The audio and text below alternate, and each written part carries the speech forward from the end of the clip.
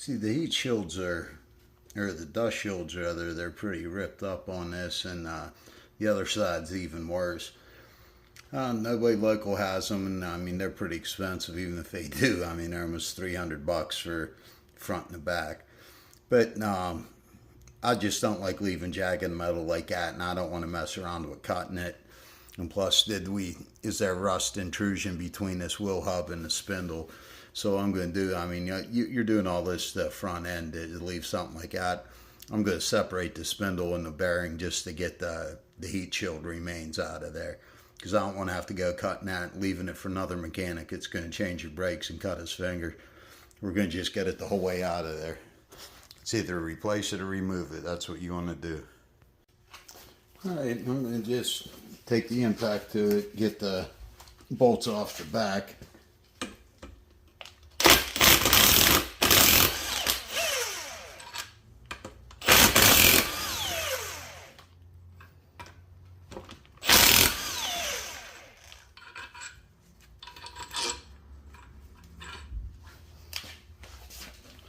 Okay, now I'm going to see where I could get at, knock this thing loose. Don't really want to hit that right there.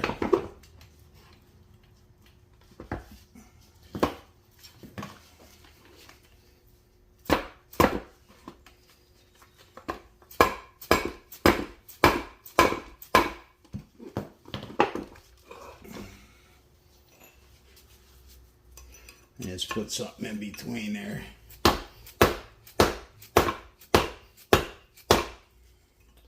We'll get the bigger hammer if we got to, but big as you're reusing it, you want to kind of try to take it the easiest way you can on it. I don't see any option other than that right there. We have a little gap there. That's what we're going for.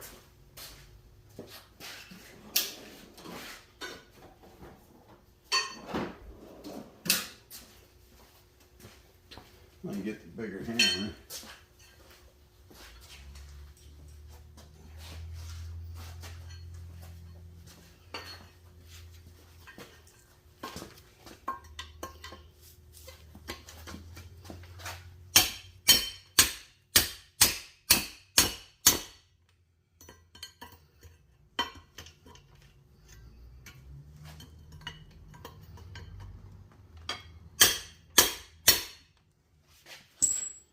Might be on the, I think the wood's taking some of the shock of the hammer blows, so we're going to want it on something solid there. Sometimes these carpentry tools, they come in pretty handy on things like that, like you need to get a better shot. That's not so good.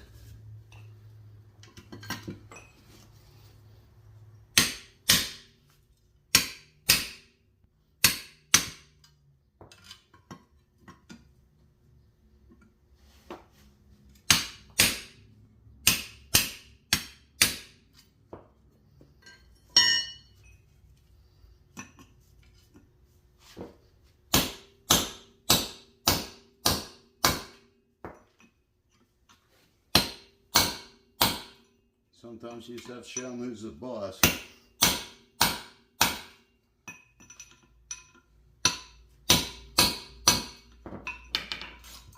So here's a chunk of it right there.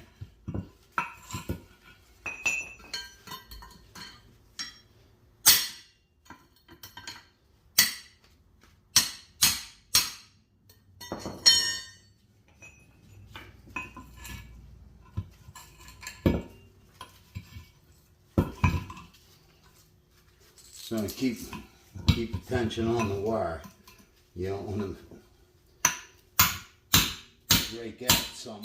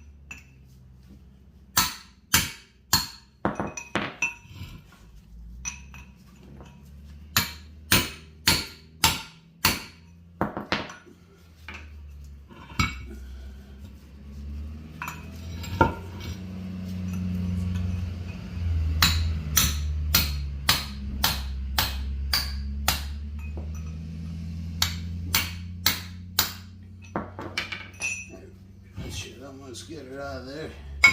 There we go. So you just get these pieces out of there. Because when there's still little pieces like that, see how the rust is building on the inside?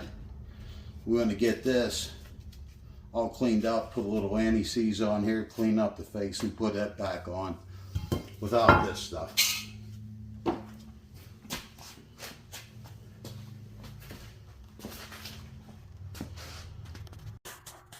I just took a wire wheel and a little bit of sandpaper around the hubs and where they mate. That's what we want to get. I'm going to put some anti-seize on where the bearing mates to the spindle. That way next wheel bearing replacement, you know, you don't have to go through all that. You're going to be doing it on it, so you want to make it easy in case Tom needs a wheel bearing in the future. I mean, I was actually using a chipping hammer to get a lot of that off. There was quite a bit of scale on it, but we're going to, you know, you can paint them if you want to, but I'm going to fluid film it, you know, make it look like a really nice setup. But it was getting that backing plate out of there. I mean, that was just putting a space in there to allow water, and that's where it was really pitted, because you basically had washers in between there. Yeah, not a good place to let water in. I just hooked up air hose to a little hot dog tank. Harbor Freight, them real tiny carpet dollies they give you like free on a Saturday. It fit this hot dog tank perfect, so I could drag it around the shop. Hasn't fell off once yet. I got a bigger one. It's in the building next door. It comes over. This used to be a body shop, so the thing's massive. But you know, to blow out a wheel bearing, you want to fill up 180 gallon or what? Yeah, just I want to blow some. Blow it out. Get some of that off of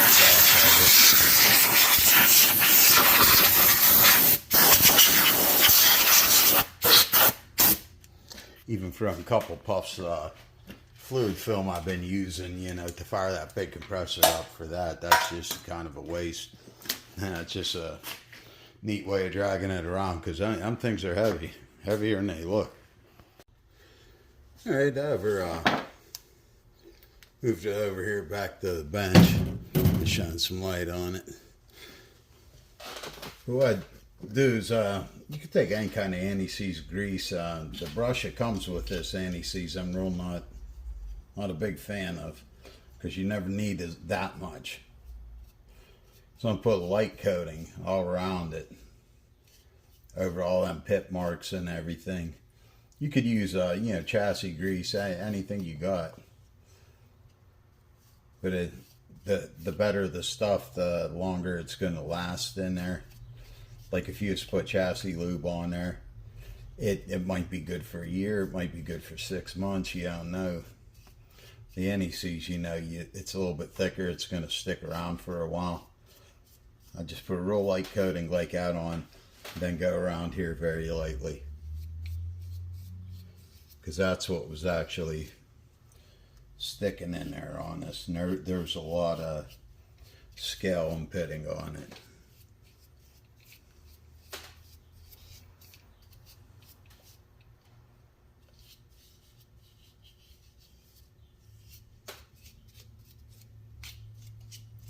Brush the ears real lightly. I mean, some people cake this on, and whenever you get them back in, it is like a cake. It's almost like it's made out of flour when it gets wet if you put it on that thick. But this thing, you're not going to have any problems. Ran the can over whenever it was brand new. How come you never run over an empty can? It's always something you just got. That's something. The ways of science. Now, I'm going to put this back in just to make sure it fits. The bolts have to go back in from the other side.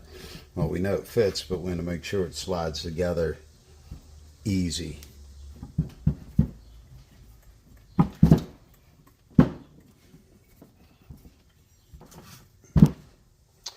And see the gap. I'd rather than rely on the bolts, use that rubber mallet.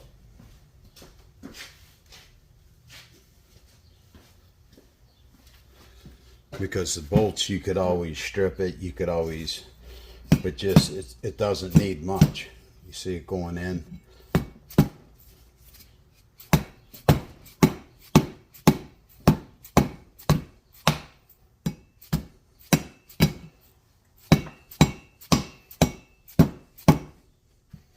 Then we can move it over because the bolt hole's a little bit off.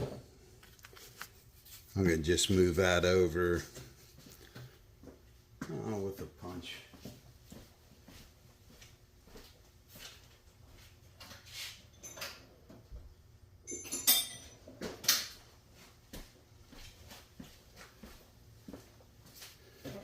Just tap it over to wherever you need it to be gently, and it's going to move for us.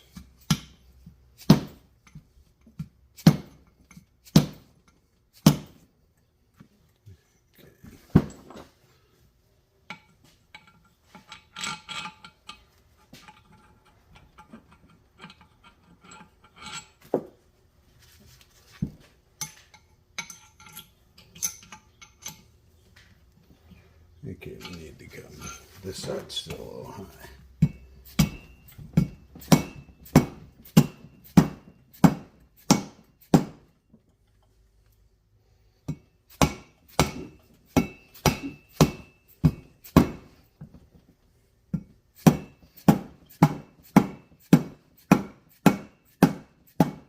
New ones go in a lot easier than old ones. But we just had to get that shield out of there.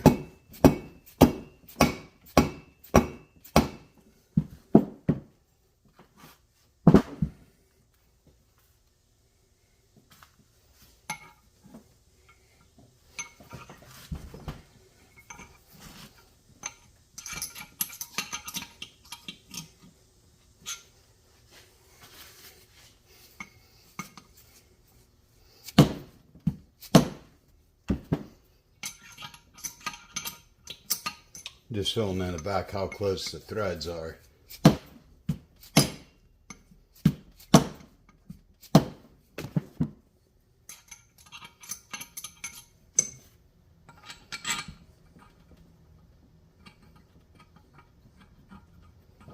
Still a little bit more. We'd switch to the steel hammer.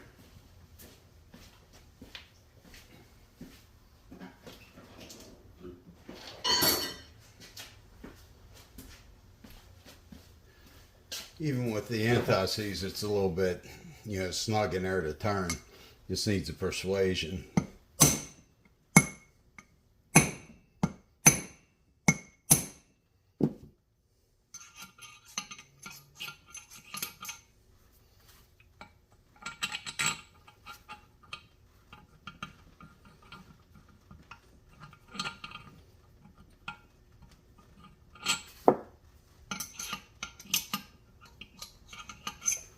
More wax should do it.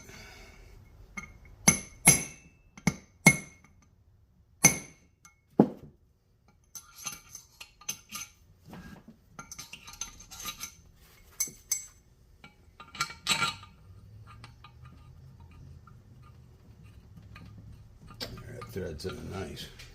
Now, put anti-seize in between there, but these bolts still Loctite. Just that's enough. You don't need a lot. You don't need to go the whole way around the bolt. You don't want it dripping everywhere. I cleaned them up with a wire wheel, got as much as you can off of them, because there's a lot of rust under there and in between here.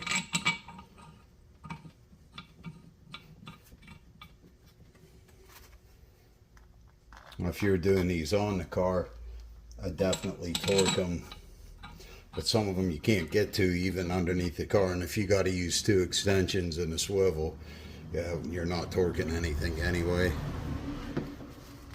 So, but these are going to just get the impact. A couple, how they say, ugga-duggas, and that's it. But this electric impact, it's not really ugga-dugga.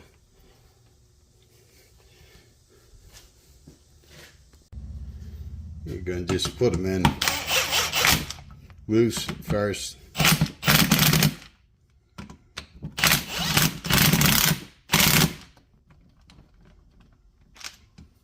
If I could hold it still, I would torque them. It's a perfect tune.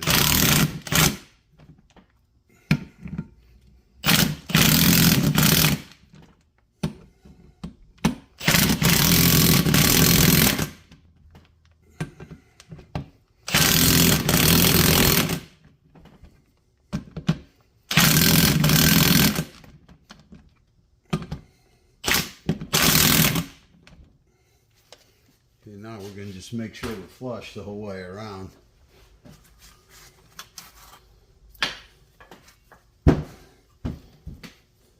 Yes, the whole way around the sill. It's exactly how we want it. And that was the problem with the heat shield being in between there. All of it was gone, but there were still washers around this part, so rust just builds up and it'll eventually distort your wheel bearing. Like same on the front of these. Either use chassis lube or use the thin coating of the anti-seize on here. These ones aren't built up yet, but they will be. This looks like a newer wheel bearing. So we want it to stay, so if rust builds under here, it could tilt your rim, and then you get a wobble, and you're going through all this in the front end, and then you're gonna, you know, have rust in between your wheels, cause a vibration. Not on Tom's truck. I took Tom's new strut over to the strut heap, and so you always want to line things up to make sure that they're right. I thought that looked something like a spacer, like one of the pucks to lift the suspension, taking it out. And apparently it is, because it's on top. And look how many threads are showing there compared to there. I don't think that's something the factory put on there. A lot of times you could do, people put a puck underneath coil spring up front to lift the front of them up, like, you know, an inch, and then you could put a block in the back. Usually they're like 2-inch pucks, but I mean, on the strut, that's all you're going to get away with. Another inch would have been over the threads, but I don't know if that's a factory or not. I mean, I don't think so. Usually the factory doesn't, you know, if they wanted it that high, they would have made the actual strut that high. But it might be a factory spacer, I don't know, but I'm going to have to separate it and put it back in. See, this is why I don't believe they're factory. The aluminum and the steel, and the way it corrodes in there.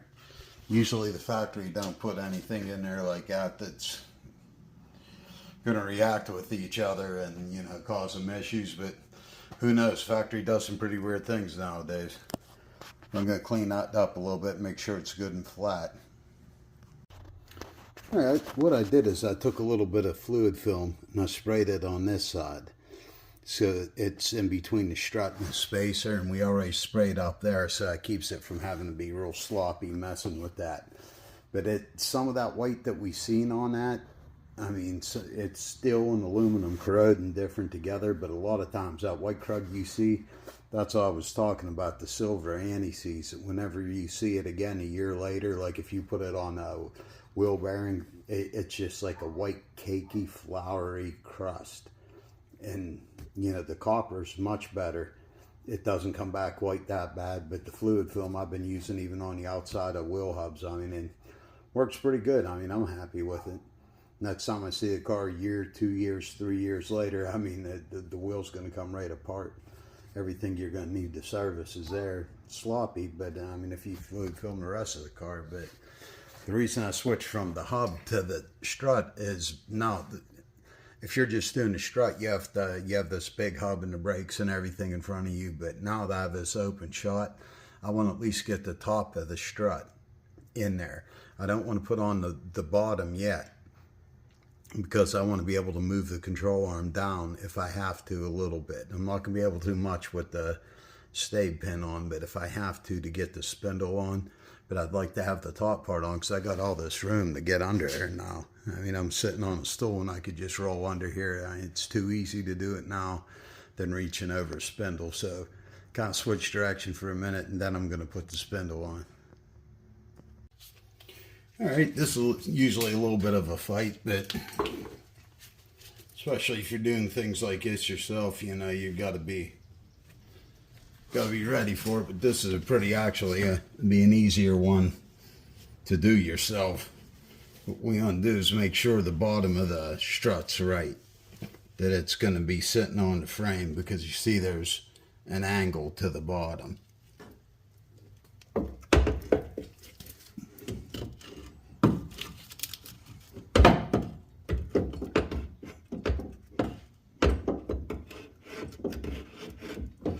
I'm just missing it.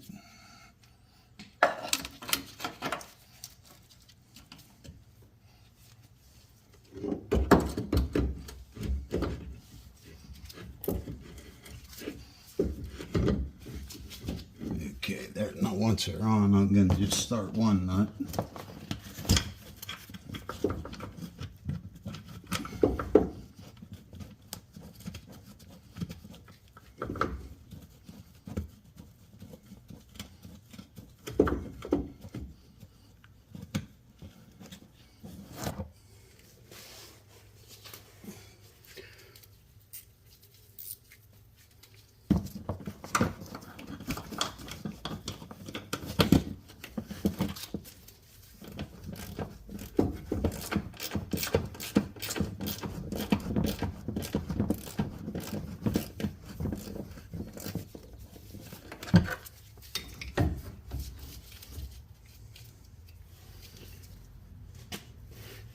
Actually, I should have came up in between the frame here. So I actually got to take that back out. Sorry, guys, giving you some bad info. I won't go on this way anyway, so it's more worried about the top than the bottom, but there is a way to get the bottom on these.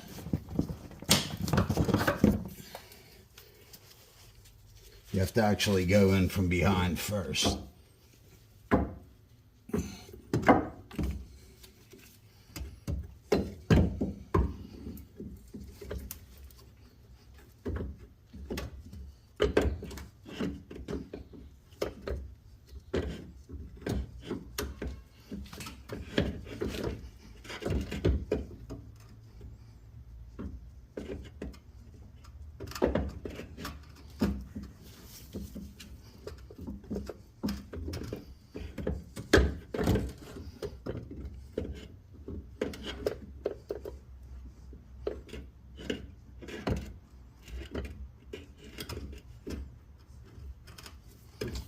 Can't see the hole too good, just gotta move the light around until I can.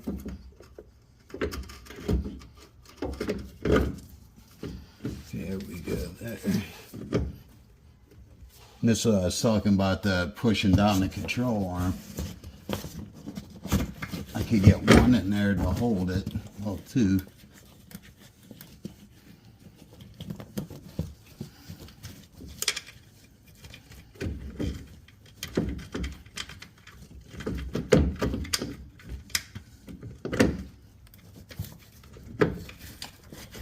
That one, the bolt isn't that high up yet, so I'm going for the back one.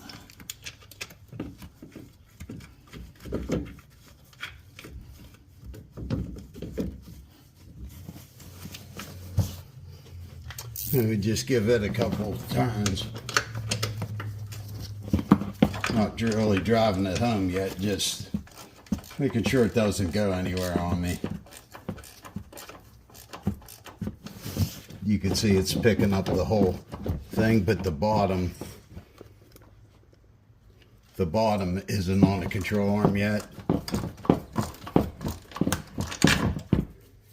Looking back in hindsight, it might have been easier to put the top of the strut in there with before the stave pin.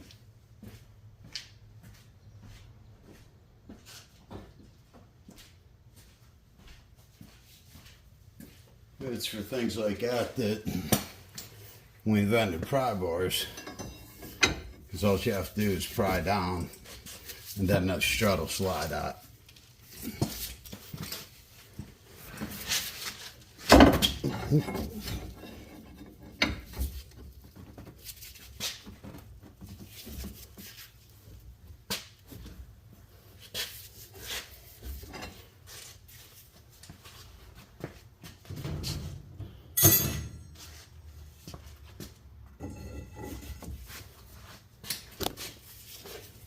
big stabilizer bar.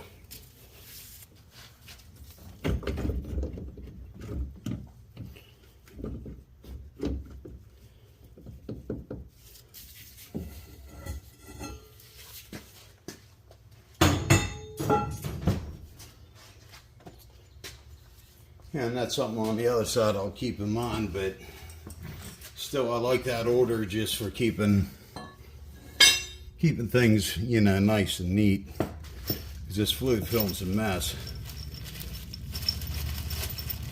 It's great, but when you got to work on it, I mean, you get all over you. And those of you that used this before, you know, just you could take chassis lube off easier with Gojo than fluid fill.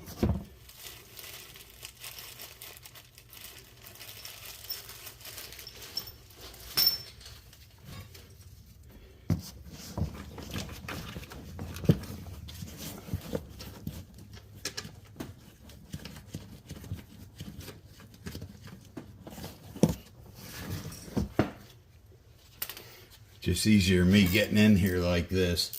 If I had the spindle in front of me, it would have been, I'd have been leaning over it, and you know, it'd be a little bit worse of an experience.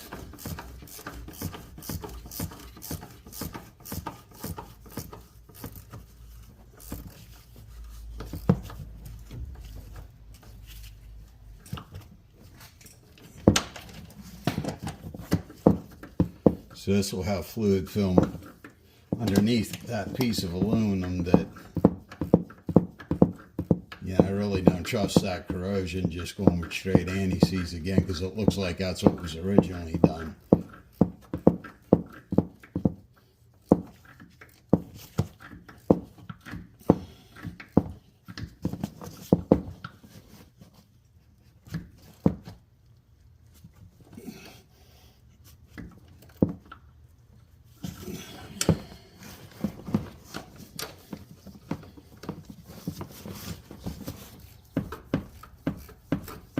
That's the same with the bottom ones. I don't want to put them on quite yet, because in case I have to pry down on the lower control arm while I put the spindle on, I don't want to, you know, cut myself out of any space.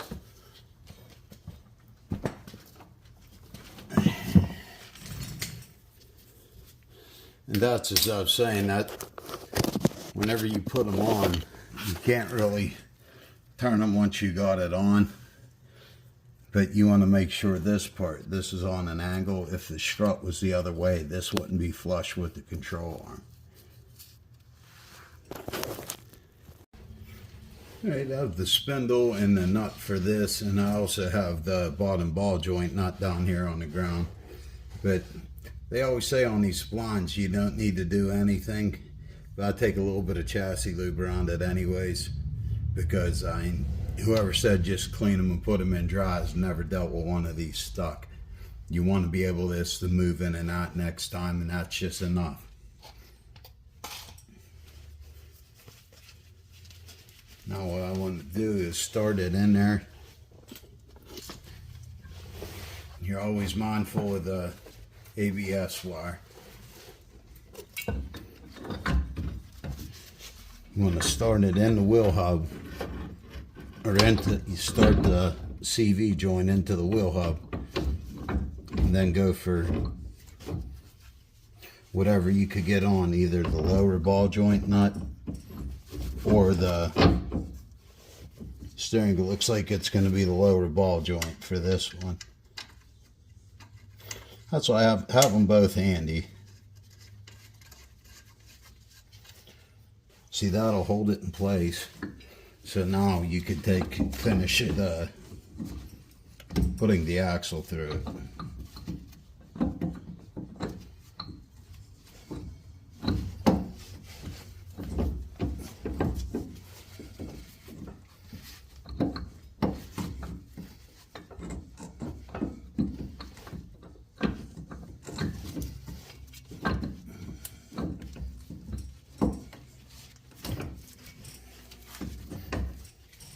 Yeah, then when you get the threads out, put the washer on, just a nut, and that'll hold you straight so you can at least let go of things. Now what I want to do on this one, because it's mainly in Chrysler or Jeeps, there was a couple times that grease fitting that's in the lower ball joint that it actually hits the axle. So you always want to double check that, because it makes a hell of a noise and it just makes you look bad if you hear it. You know, and somebody has to take us all apart again to put a plug in there instead of a grease fitting. But this is a Moog. Usually if they're greasable, they give you the right fitting for it. There wasn't even a plug included in the kit. It was just a grease fitting. So but double check always. Right, I'm just torquing the lower ball joint. See if I could get it to torque while it's sitting there. It's 92 foot-pounds is the torque we're going after, but then we have to get a cotter pin in it. I'm just going for the initial torque, and then if I have to adjust it from underneath to put the cotter pin in, no big deal.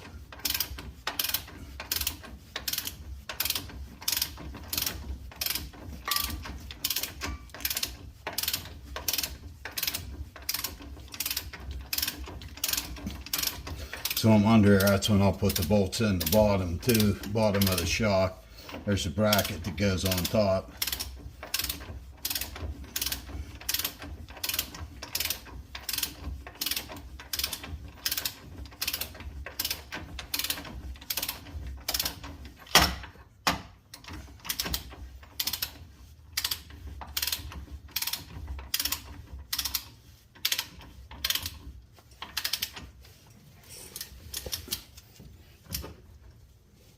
Without the tie rod end on, I'm not going to get the full, because it's letting it twist on me, so you wouldn't really trust that torque.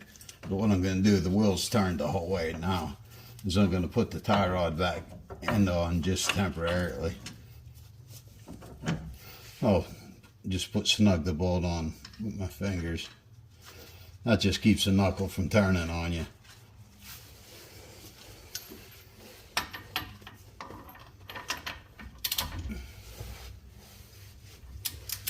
Brings it with you.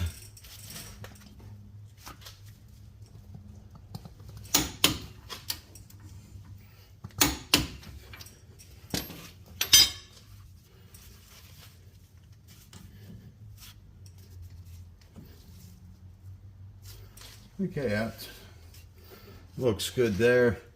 Now I'm going to torque down the tie rod end, and then I'm going to straighten the steering wheel out, and then we'll go for the upper control arm. Alright guys, I did make an error. I put the strut in before I put the bolts for the upper control arm. Those of you who caught that, good job. I wish I did, but I was a little bit distracted by the spacers, because there was a spacer on the lower control arm too. But no big deal. I undid the top 3 bolts. Now I'm going to just work the upper control arm in.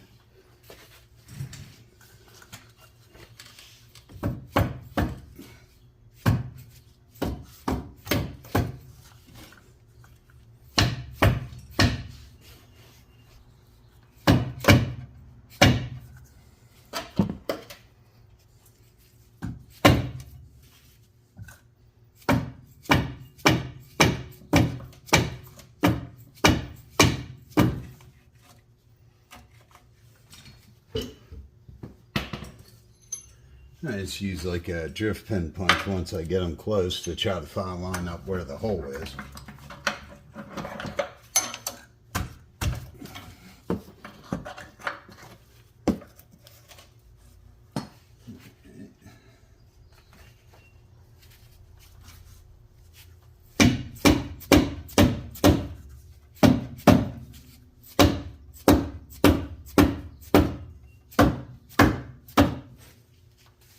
Okay, that one looks like we should line up.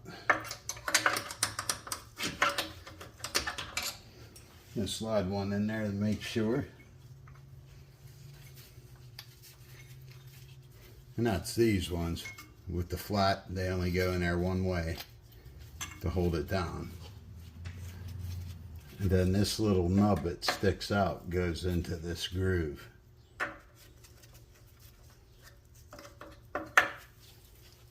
close enough.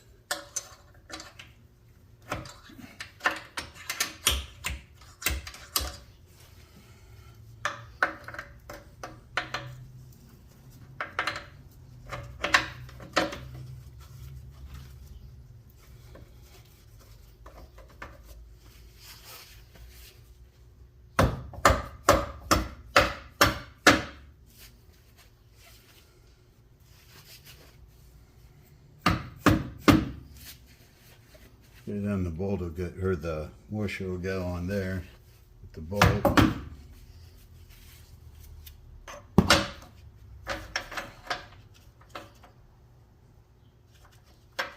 And we want that pin in there, and we want that to sit flush. It was just looking a little bit weird first time in there. And I'll make sure this one lines up.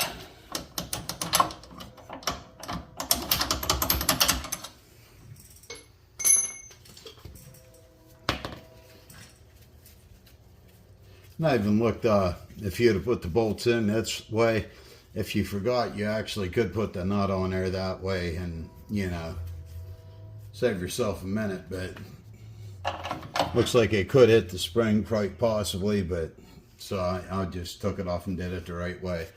And then you could see the mark I had, everything's at the same place. The mark I put on there lines up with the little dot. So okay, now I got down and I got to wrestle that strut back in there.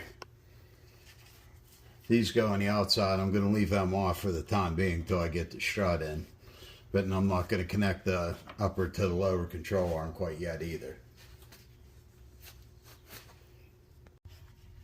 Right, now let's put the strut in through the upper control arm. And then now comes the wrestling it up and trying to line the bolt up.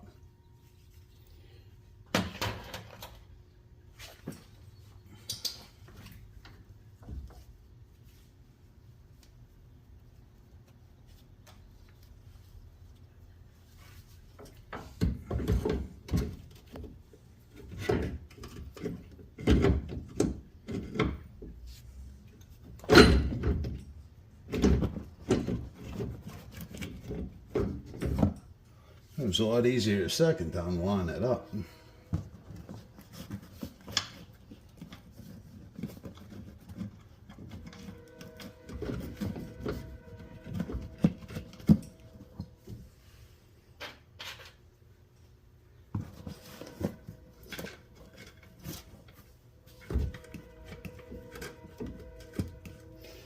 Now, if you hear a train whistle, I don't know where you're from, but almost anybody wherever you're from, you know what Heinz ketchup is.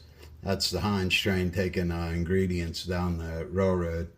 That's, you know, within the area, it saved a lot of train tracks and make a lot of good things. That's one thing it said, probably our Pittsburgh's most famous export. If you hear the train whistles ever behind me, that's what they are. Oh, and there went a light.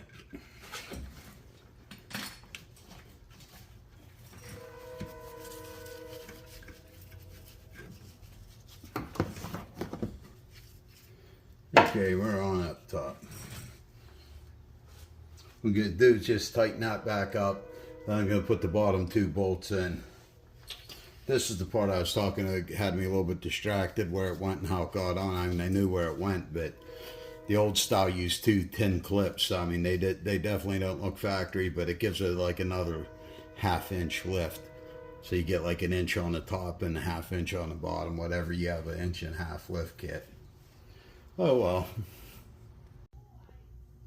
Okay guys, after my stupid mistake here, got everything, the upper control arm in, and I tightened up the bolts for the strut.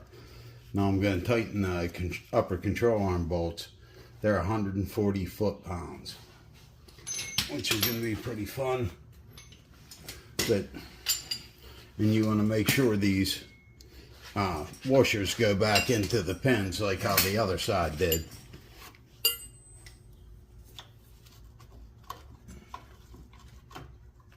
like that. And then we're gonna get the ratchet behind them.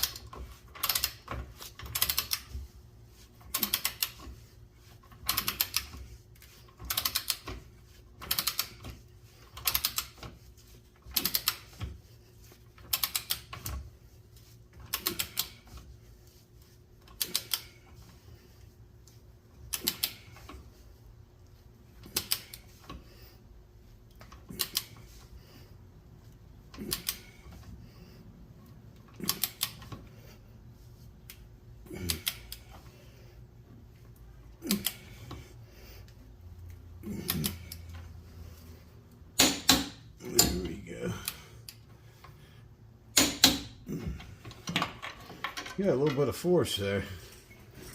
Now this front one, if I remember right, was a little bit hard to get on. But hopefully we can get enough in there to torque it.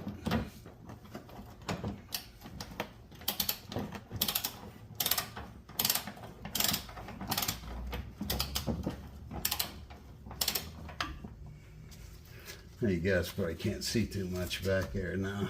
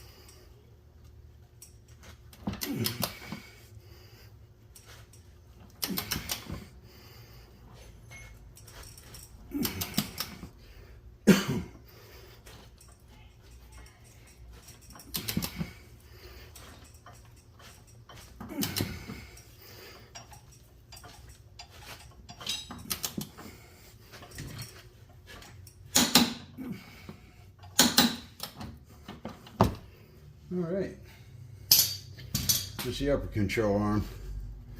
Now I'm going to put the upper ball joint in and get everything together. All right, let me switch over to that, get some Loctite, and then we'll put that one on. Move along. All right, the upper is 18 millimeter, at least the replacement is. And it's going to be hard to get a torque wrench in between it and the wheel bearing. So I'm going to just use a regular wrench, put some thread locker on it.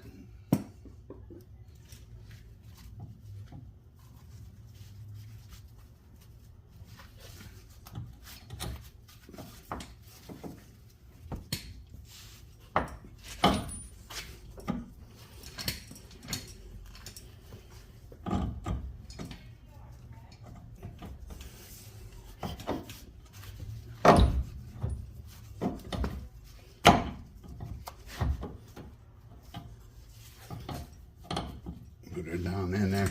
Now I'm going to use the jack to jack up the lower control arm so I can get the nut on. Yeah, it needs to come up about an inch and a half, something like that.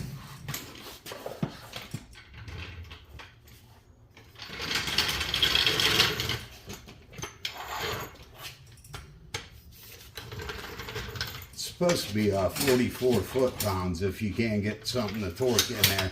I'm not sure if we're going to be able to, or if we're just going with what feels like 44 pounds, which might be the case, which is okay. With the thread locker, we're good.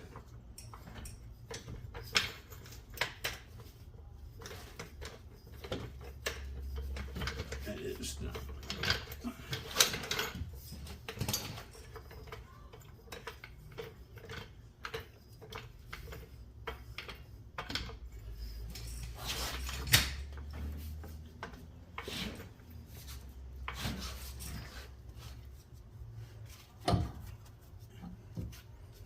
It's almost enough to catch the nut.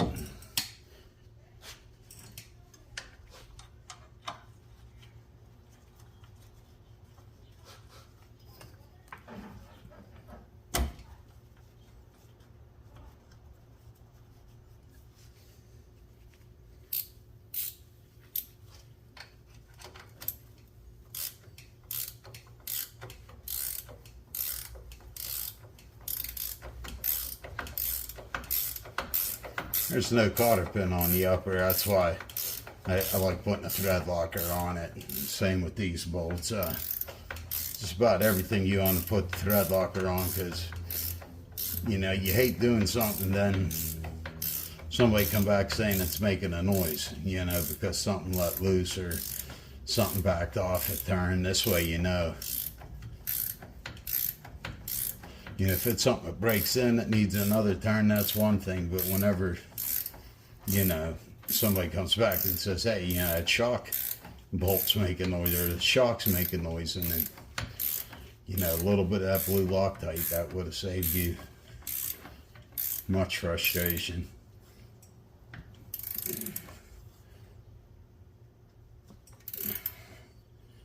Well, that feels about like 44. We gave him 2 more, that's 46. All right. But now we're getting the suspension back together. We did get some new rotors and some new brake pads. And I'm going to put the wheel speed sensor back on, everything on the inside here. So we're good to go. Leave this one up and under.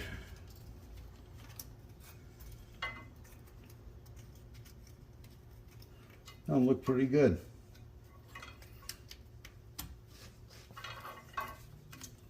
Then this goes, there's still a plate that got to go here. This will plug on that. This guy.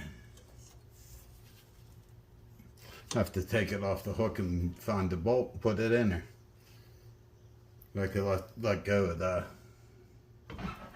jack and starting to pick the whole truck up.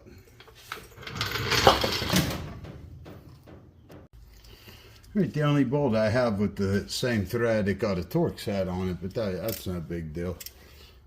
I'm going to tighten it down to hold this bracket on.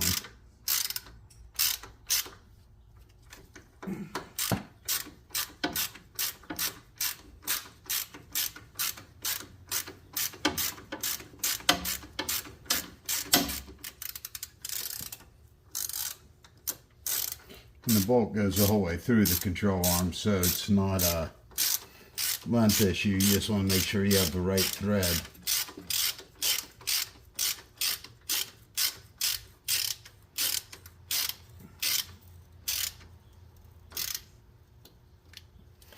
There we go. Now this goes back into its spot.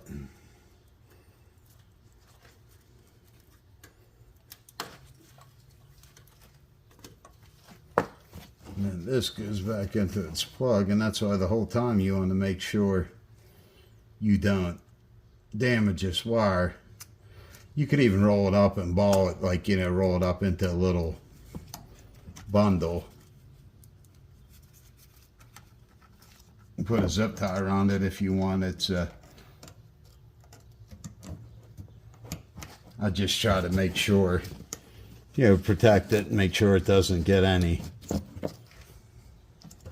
take any damage, because you don't even want to take that sensor out if you don't have to.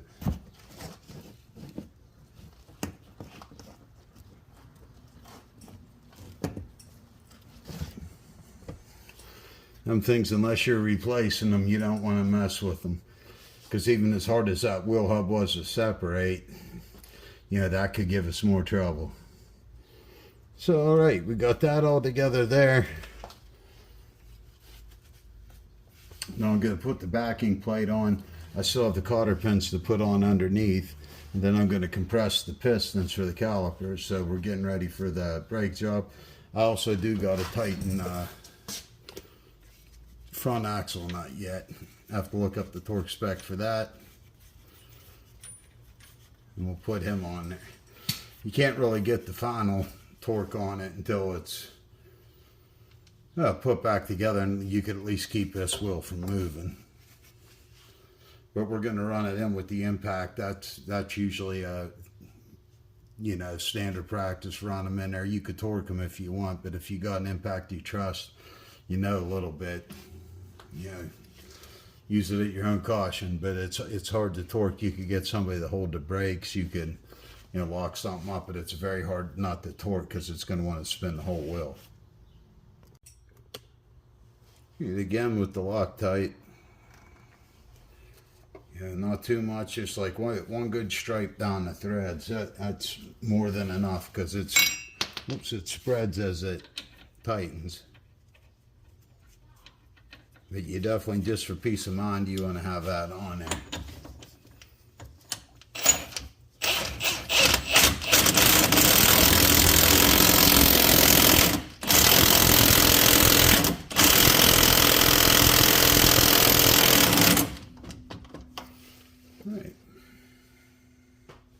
With the Loctite, and as much as I've used that impact, I trust that.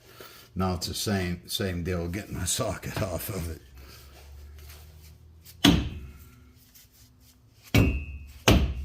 The nuts are made so they get almost like a brass on the outside.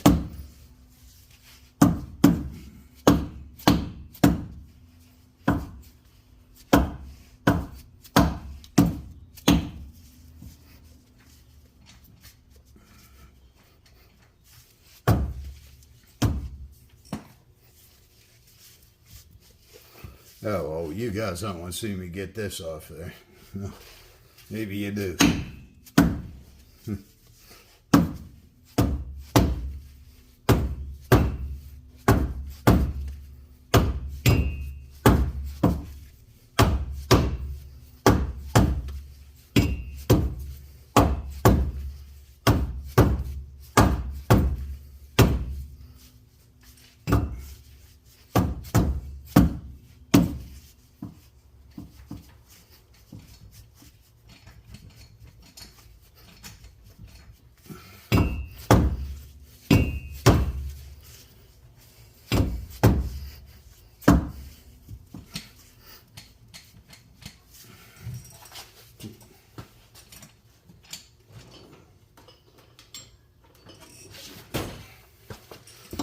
Get something half inch in here.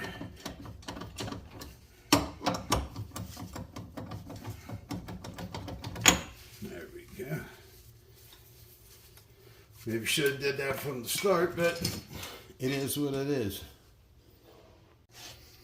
Hey guys, before I put the rotor on, I always take, I used to use anti-seize a lot, but if you're not going to use the copper, you know, I don't like the silver on wheel hubs. Just regular chassis lube. Just put around it, and that'll keep it from sticking and keep rust from building up on it. Fluid film works too, but I mean, this is handier. It's like, yeah, I don't have no preference. I just notice that the anti-seize always comes back like cake. It's not really my favorite out of anything to put on there, but the chassis lube does good. Go around the circle.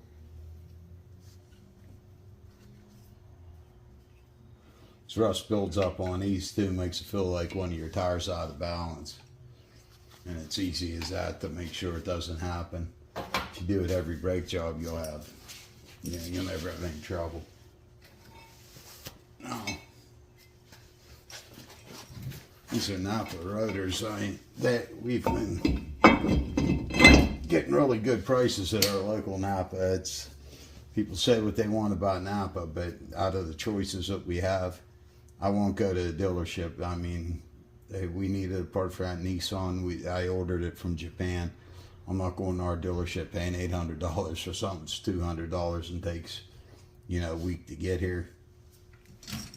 But out of our logo, O'Reilly's is pretty good. They're all half decent, but you know, whenever we're getting these cheaper than AutoZone, and these are Napa premiums, so I have no trouble with these. These are good, and I mean, they got the painted hub on them, so they look good for a little bit anyway. But what I do is I cleaned up the caliper bracket as good as I could with a wire wheel, and got the bolts for it. The torque's 129 foot-pound. I'm going to turn the wheel the other, like pointing towards the right, and then I'm going to put Loctite on the threads and then tighten them down as well.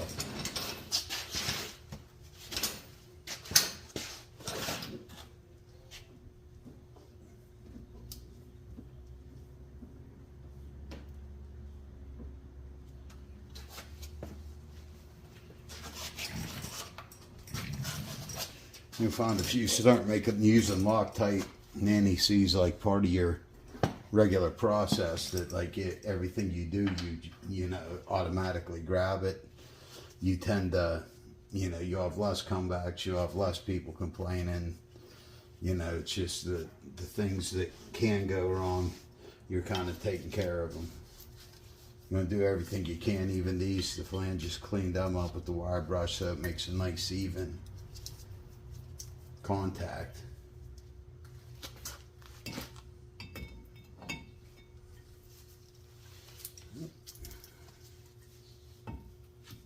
Helps if I do go the right way.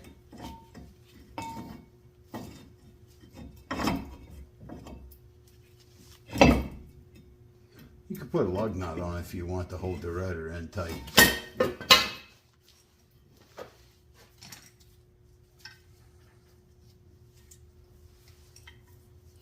There you go.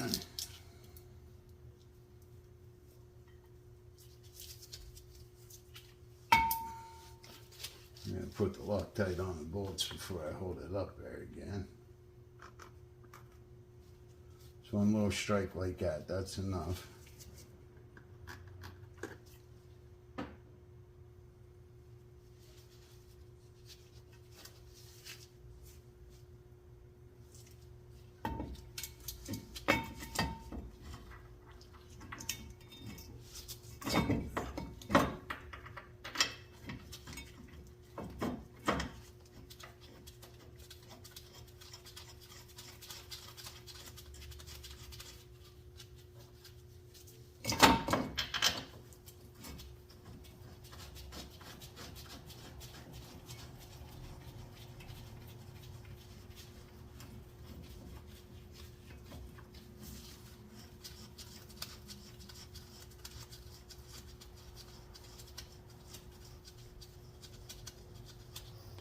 Okay.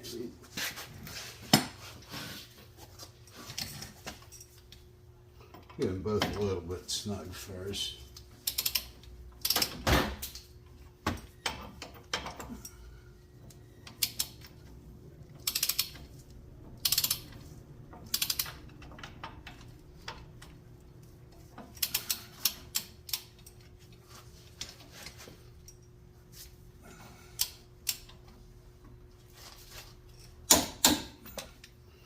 One.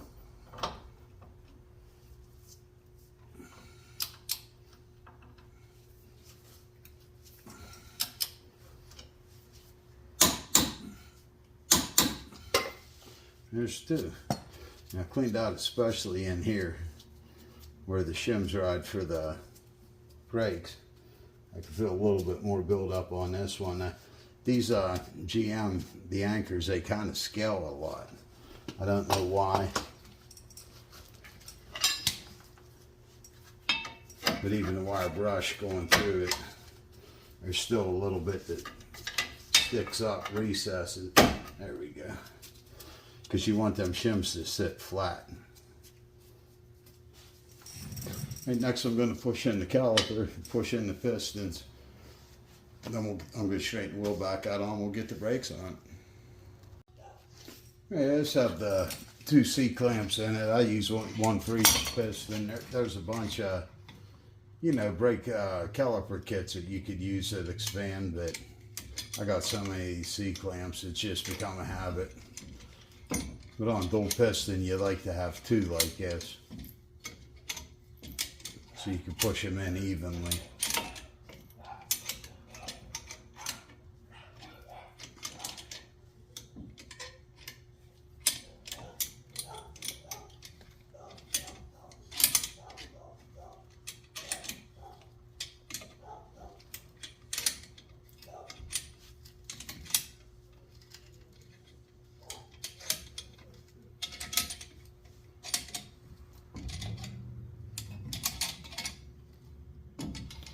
There we go, nice and flush. Back them out.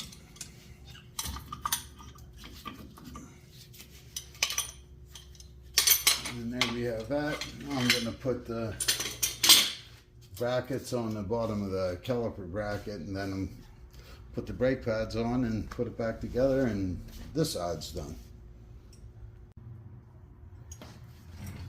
Yeah, I always take, before I put the shims on, just a little bit of brake grease, just a little dab in here. Just keeps them from chirping sometimes. Definitely keeps them from rusting. And these ones are pretty rusted. Cut off all you can. Like I said, these things scale a good bit. Get nerve screwdriver, wire brush, wire wheel, do whatever you got to do. Like pushing them, making sure they're flush. I usually give them a little tap with a hammer. Especially on something like this, it's rusty. You have to make sure you drive these the whole way down.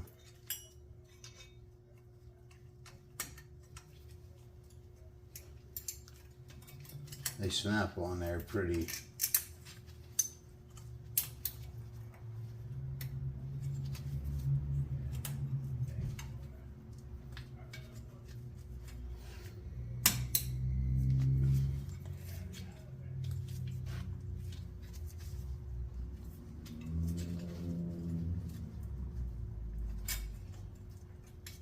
Don't want to stay in there.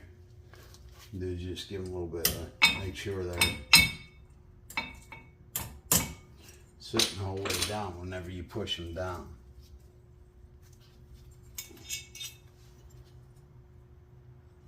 These ones have very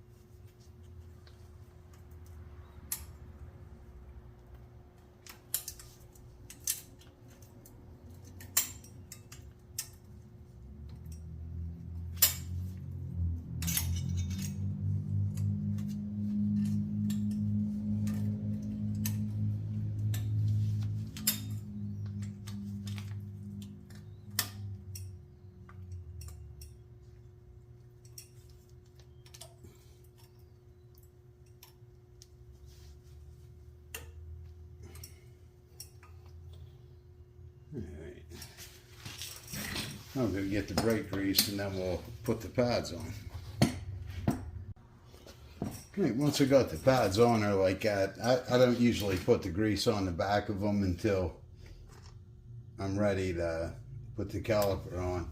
Doesn't take much, but I just like getting enough on there so you could smear it all over the pad. These do have the shims, but this synthetic grease, I just use it anyways. Then I want to put some on the stayed pins I cleaned off, or on the caliper guide pins. Put some of the synthetic grease.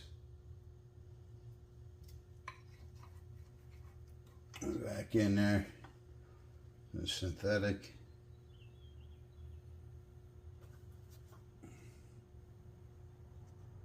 Stuff's like, I don't know, it's like even to the touch, it's slicker than just your regular, your Stay Glide, or Slide Glide, whatever the name of the silicone is.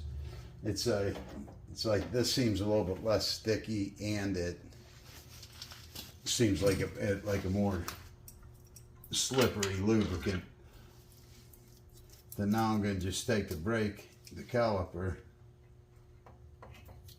and slide it over.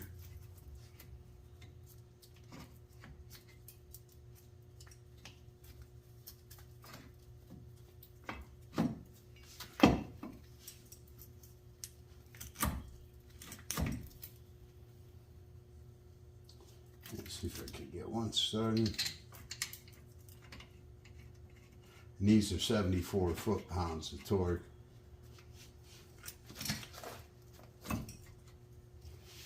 The other.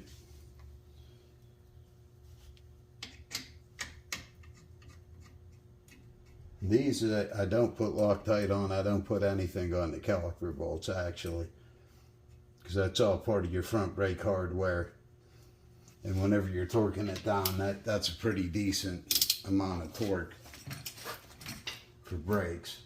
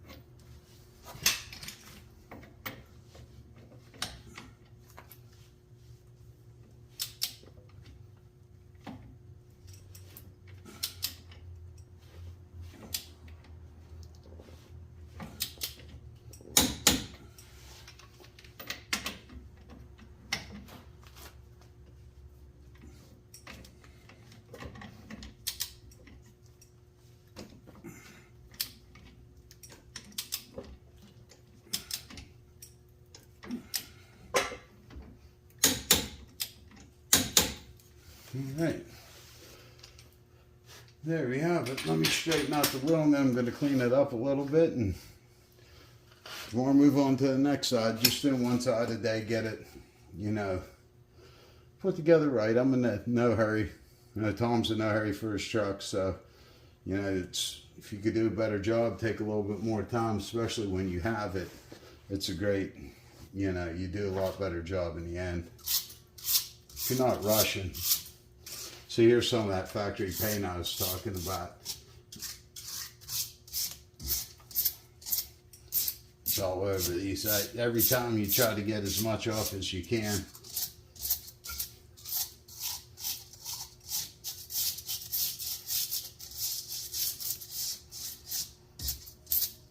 I'm going to blow all this out with the air compressor too.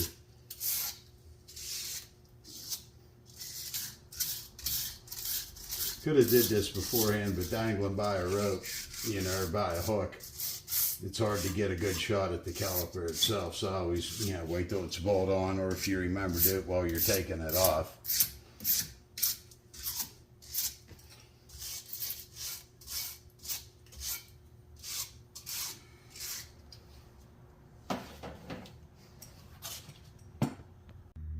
All right, guys, there's the final product. I got everything back together on this side, sprayed some brake clean on the rotor from my greasy fingers. Everything I do, like, you know, even the outer tie rod end, it's brand new. I had grease all over it. Wipe it off. Somebody's going to be aligning this. So, I mean, give them the wow factor. I mean, it's... But what we did all together from the top to bottom is we got the new strut in with the spring. We got a new upper control arm in. We got a new inner tie rod in. We got a new outer tie rod in. We have a new rotor. We have new brake pads. We have all the upper ball joint came with the upper control arm. We have a new lower ball joint. We have a new stabilizer pin on the inside there. We have a new sway bar bushing back there. So that's going to get Tom, it got a lot more use out of a good truck. It's a good front end. It's going to hold an alignment now, so that way you know you're not going to be wearing tires, because these tires are expensive. The bigger tires you get, the more expensive they are. So you're better off getting one good alignment set, because you could get something like take care of the upper ball joint, and then the lower ball joint goes 6 months later. Then you need another alignment. So this way it's going to all be aligned. It's all good quality parts. I'm happy with all of it. All right, guys, thank you for watching. And don't make that same mistake. If you do have to take the do the upper control arm, you are going to have to move the strut to get the bolts in that way and this way. I had the spacers on my mind, and I just got out of order there. I was just going more for convenience, what was easier for me to do. And as you could see with the rotor and the hub on, I was thinking of getting that strut in before, I had the hub in my way, blocking my way. But anyways, probably about half an hour mistake. But all right, guys, thanks for watching. Have a good one. Adios.